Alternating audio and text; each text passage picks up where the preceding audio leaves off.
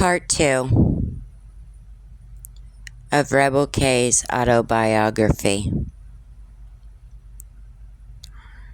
To kind of talk about Sally a little bit.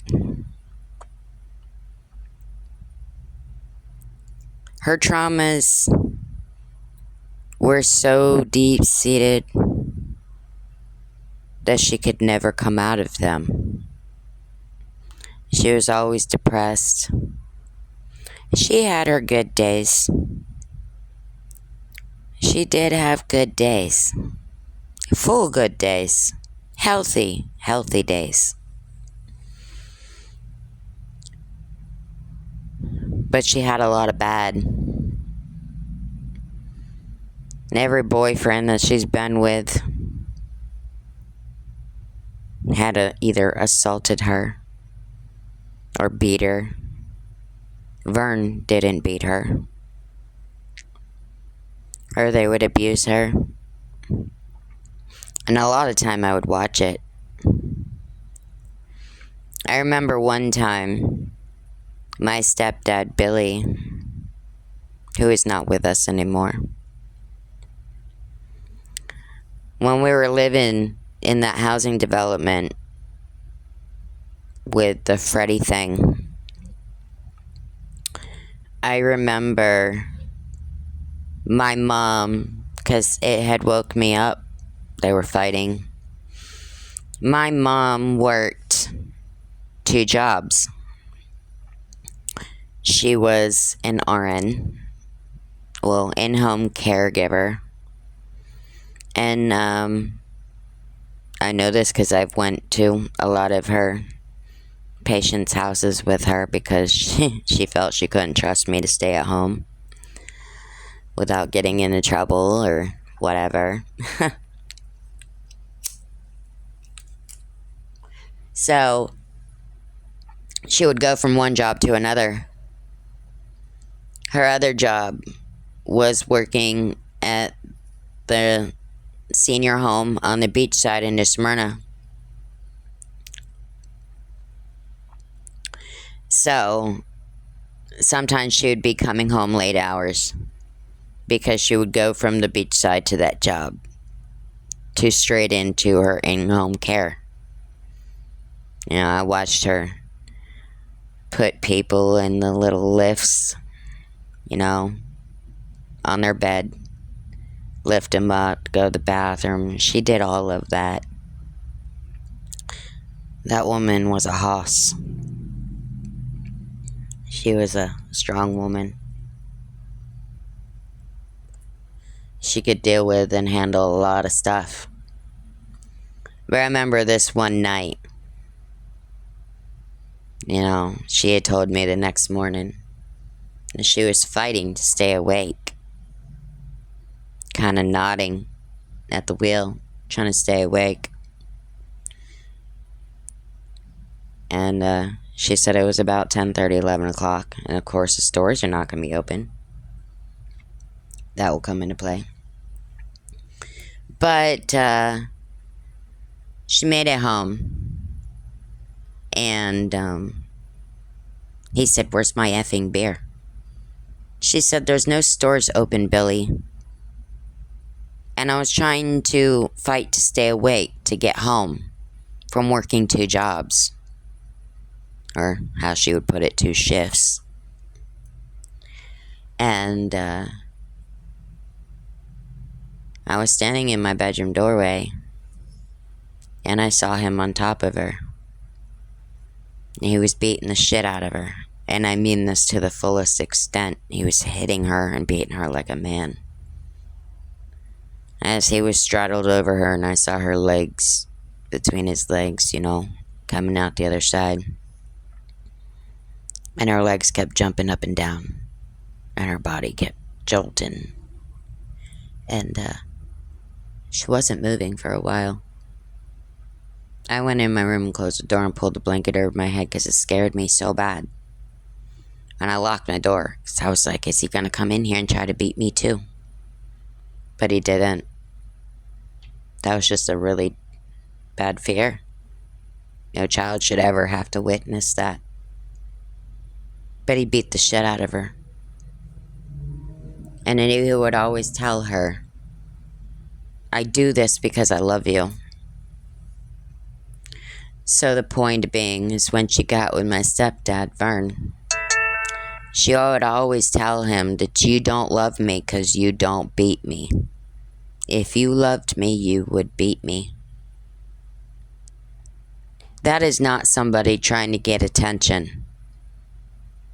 That is a deep-seated trauma that goes deep.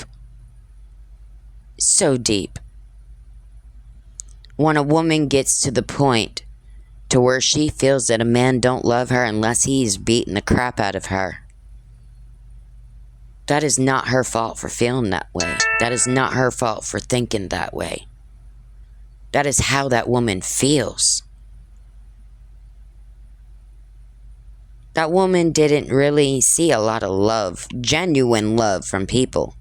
She would get a lot of love from the family. But then it would be redacted with nasty things they would say. Pushing her. Verbally abusing her. Stealing money out of her purse. You know, whatever. Stealing some of her medications that she needed to get by. And then turn around and lie about it. This woman had more love and heart than 99% of the people I see on the face of this earth. She didn't know how to show it properly. She didn't know how to disperse it properly. And it carried on to where she even told me, I do this because I love you. It wasn't moral. It wasn't justified. But to her it was. I remember my stepdad. He's not even my stepdad. He started dating my mom and then telling all his friends I was his stepdaughter.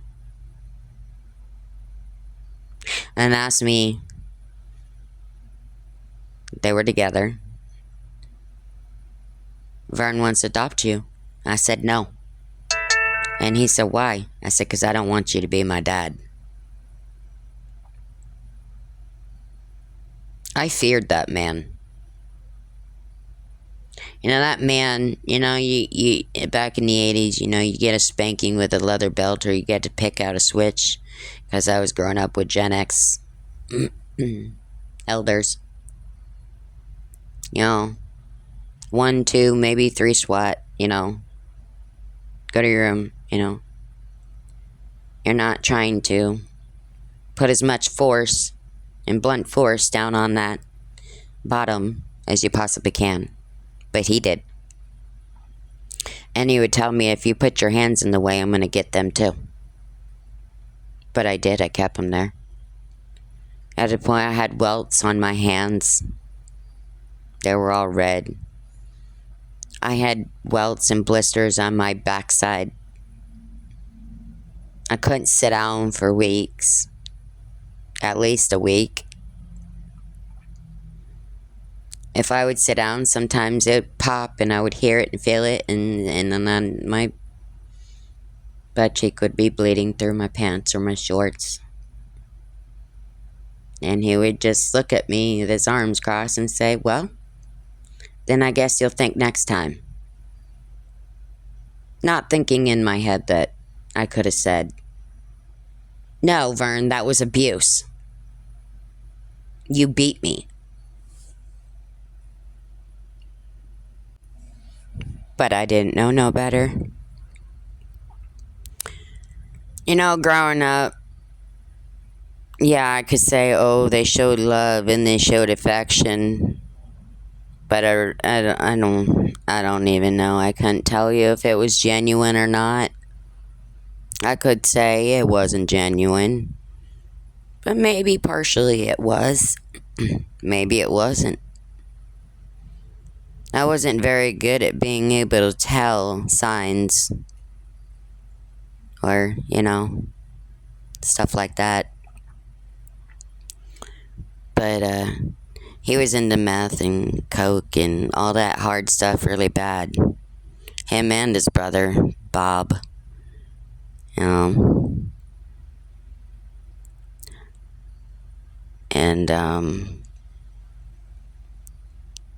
it was crazy. I watched her get essayed on the couch, and of course, in hindsight, I didn't know what I was seeing. I saw a man on top of my mom, and she was up against the back of the couch, like he was behind her, but I didn't know. I wasn't grasping of what was actually happening, I guess you could say. And I've seen my sister, Juanita. Oh man, boy, did I see her go through some stuff that just traumatized the hell out of me. I can only imagine what it did to her. Mentally, emotionally, psychologically. Because it made a huge impact on her life. She went from dating Bobby first on her account, and then that didn't work out. They clashed. So she went to Glenn, which was his brother, maybe cousin. I'm not sure. But so yeah, that turned really bad, really quick. I mean, they were good together. I mean, they had good times, good moments, good, But he would come to be her biggest downfall. Would be to be getting with him. I remember one time she lived over on, I can't remember the name of it. Was it Highland Avenue? Yes. I believe. And they were both drinking, and he beat the shit out of her.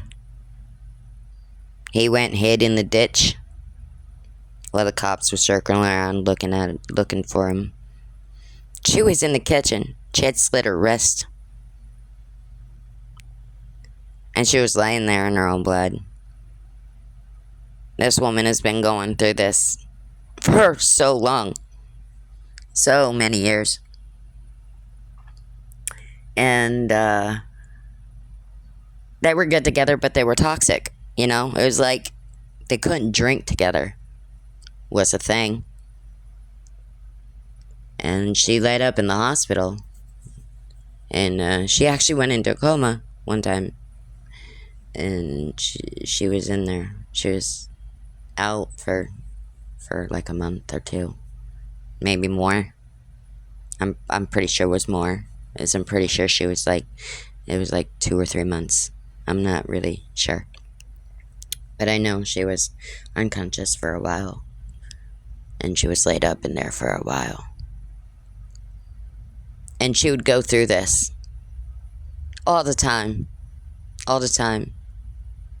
Sometimes they would drink and they would have amazing nights where nothing would happen. Maybe they would argue a little bit, but nothing, no turmoil, like, bad stuff. But a lot of the time, it was bad. And they were toxic for each other. I remember one time I was laying on the couch. She was living on India Palm.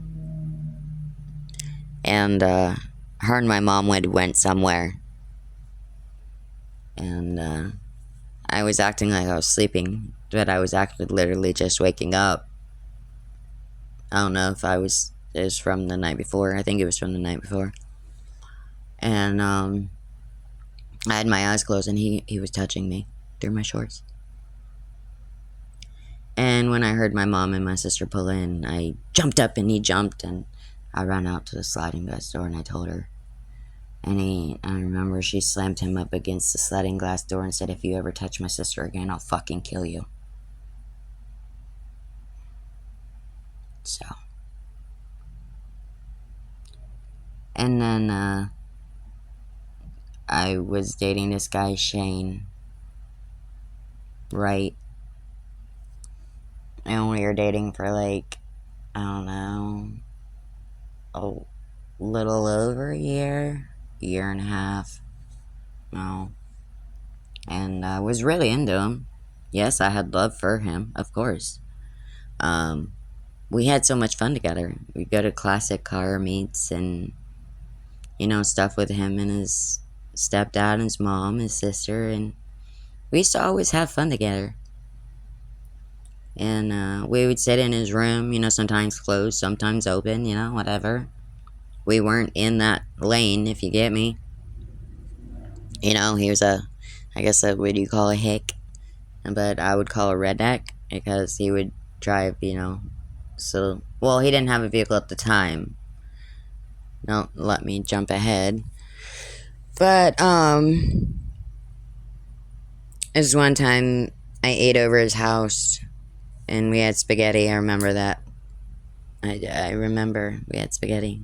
And, I remember he was like, "I'm going to drink this whole bottle of hot sauce." And everybody was like, "You're not gonna do that. You're not gonna, whatever." And he did. And he was in the bathroom for like an hour and a half screaming, "Oh, my ass, my ass."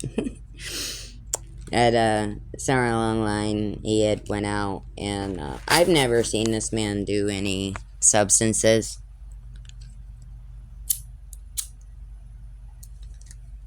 And I wasn't smoking at that time. I think I started when I was 16 when I started smoking. And he said, "You want some?" I said, "No, I'm good." He was sitting on his little AC unit outside out back. And there was this powder smell. He was smoking it in a bowl, but there was like this powder smell. It smelled like baby powder. But anyways, that night he closed the door, turned up his radio, and he wasn't supposed to smoke cigarettes in his room, but he did. And then he put it out in his ashtray. And his stepdad was Biker Scott. He was a tattoo artist. Awesome man. That was an awesome man. From what I know. But he ripped my pants off that day, and he R&R'd me in there. And he put the pillow over my face. And I was kicking him in his junk. I was kicking him in his face. I was kicking him in his chest. He'd throw my legs down, and then he would lean up against them with his legs. And he had the pillow over my face, and I was frantically, flailing because I couldn't breathe. And then he went from that to putting his hat over my face. Then he put the pillow back over my face, and then I was hitting him, but he wasn't budging. And then when he got up, he's like, "Put your fucking clothes back on." And I did, and I ran out of the house. He came up behind me, and there was two girls coming down the road on bicycles, and he stopped them, and they were talking to him, and I said, "Don't talk to him, he just R&R'd me." And they looked at me and looked at him, and he said, "Don't believe her, don't listen to her, she's not telling the truth, that's a lie." I went to my sister's house down the street, and my sister frantically, she was very overprotective over me. And I was crying and shaking, and I told her, and my mom was standing there, and so I told him what happened, and she's like, "Oh my God." She picked up the phone, she said, "I gotta call the cops." And I remember Sally hanging up the phone and said, "No, you don't gotta call the cops. She's been with him for over a year. They probably did something and she got scared." I said, me. And she said, "No, he didn't. You just got scared." And of course, my mom and my sister got into a verbal argument that night. But my mom said it was bound to happen one way or another. And that broke me. That really, really broke me. You know, and before that occasion, before the R&R had happened, we were all jumping on a trampoline one day. It was me, Heather Kazaya,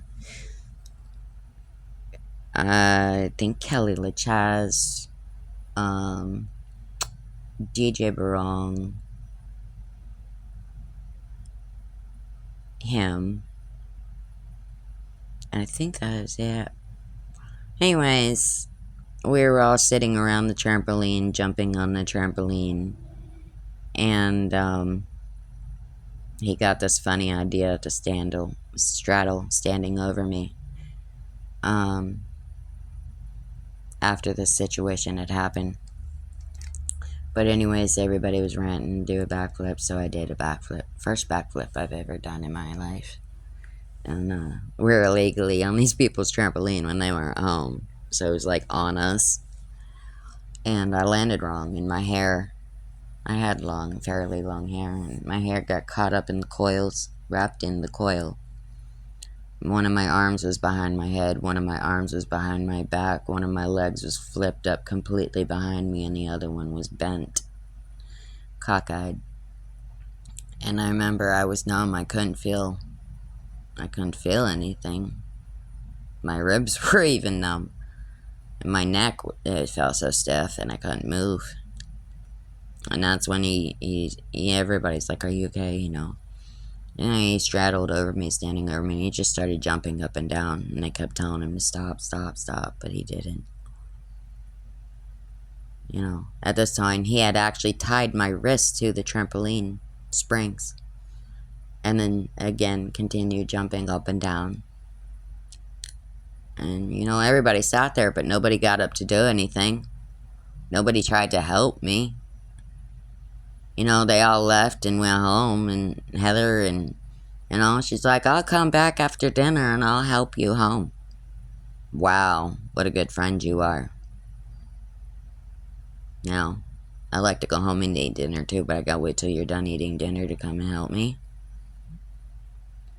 I laid there for like 3 hours before, you know, it started to get dark and the sun was starting to go down, and I said, nobody's coming back for me. So it took me like 45 minutes, almost an hour, to crawl off the trampoline after getting my hair untangled by myself. And I kind of fell to the ground, and, you know, because it hurt. And my apartment was 3 apartments over, you know. I crawled there and laid up on my couch. My mom said, "You don't gotta go to the hospital. I'll call you out. You be laid up for a couple weeks. Till you heal and you'll be fine." So a lot of stuff would always get pushed under the carpet, hidden. Cops rarely called, unless it was a DV situation. And then one of the other family members would call or whatever. But that is the end of part 2. And we'll pick it up on next one of part 3. Thank you for tuning in.